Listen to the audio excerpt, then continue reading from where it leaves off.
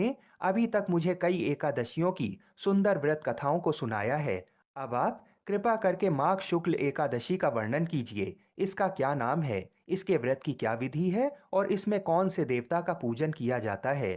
तब भगवान श्री कृष्ण जी कहने लगे कि हे राजन, इस एकादशी का नाम जया एकादशी है। इसका व्रत करने से मनुष्य ब्रह्म हत्या आदि पापों से छूटकर मोक्ष को प्राप्त होता है। इस व्रत को विधि पूर्वक करना चाहिए। अब मैं तुमसे पद्म पुराण में वर्णित इसकी महिमा की एक कथा सुनाता हूँ। देवराज इंद्र स्वर्ग में राज करते थे और अन्य सब देवगण सुखपूर्वक स्वर्ग में रहते थे। एक समय इंद्र अपनी इच्छा अनुसार नंदन वन में अप्सराओं के साथ विहार कर रहे थे और गंधर्व गान कर रहे थे। उन गंधर्वों में प्रसिद्ध पुष्पदंत तथा उसकी कन्या पुष्पवती और चित्रसेन तथा उसकी स्त्री मालिनी भी उपस्थित थे। साथ ही मालिनी का पुत्र पुष्पवान और उसका पुत्र माल्यवान भी उपस्थित थे।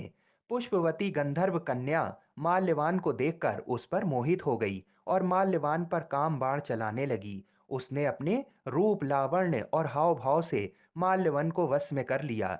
हे राजन, वह पुष्पवती अत्यंत सुंदर थी। अब वे इंद्र को प्रसन्न करने के लिए गान करने लगे, परंतु परस्पर मोहित हो जाने के कारण उनका चित्त भ्रमित हो गया था। इनके ठीक प्रकार न गाने तथा स्वर ताल ठीक नहीं होने से इंद्र इनके प्रेम को समझ गया और उन्होंने इसमें अपना अपमान समझकर उनको श्राप दे दिया। इंद्र ने कहा, हे मूर्खों, तुमने मेरी आज्ञा का उल्लंघन किया है, इसलिए तुम्हारा धिक्कार है। अब तुम दोनों स्त्री पुरुष के रूप में मृत्यु लोक में जाकर पिशाच रूप धारण करो और अपने कर्म का फल भोगो। इंद्र का ऐसा श्राप सुनकर वे अत्यंत दुखी हुए और हिमालय पर्वत पर दुखपूर्वक अपना जीवन व्यतीत करने लगे। उन्हें गंध रस तथा स्पर्श आदि का कुछ भी ज्ञान नहीं था। वहां उनको महान दुख मिल रहे थे। उन्हें एक क्षण के लिए भी निद्रा नहीं आती थी। उस जगह अत्यंत शीत था। इससे उनके रोंगटे खड़े रहते और मारे शीत के दांत बजने लगते। एक दिन पिशाच ने अपनी स्त्री से कहा कि पिछले जन्म में हमने ऐसे कौन से पाप किए थे जिससे हमको ये दुखदाई पिशाच योनि प्राप्त हुई। इस पिशाच योनि से तो नरक के दुख सहना ही उत्तम है। अतः हमें अब किसी प्रकार का पाप नहीं करना चाहिए। इस प्रकार विचार करते हुए वे अपने दिन व्यतीत कर रहे थे।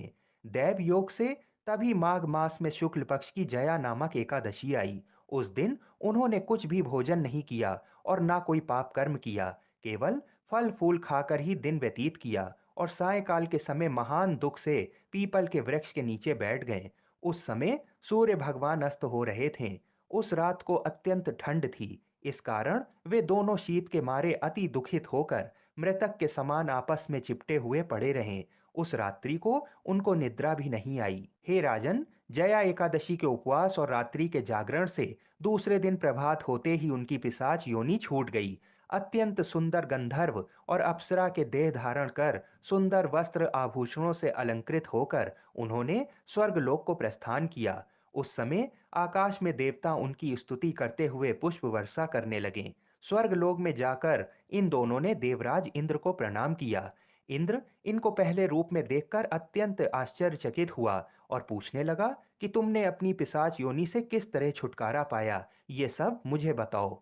माल्यवान बोले कि हे देवेंद्र, भगवान विष्णु की कृपा और जया एकादशी के व्रत के प्रभाव से ही हमारी पिशाच देह छूटी है।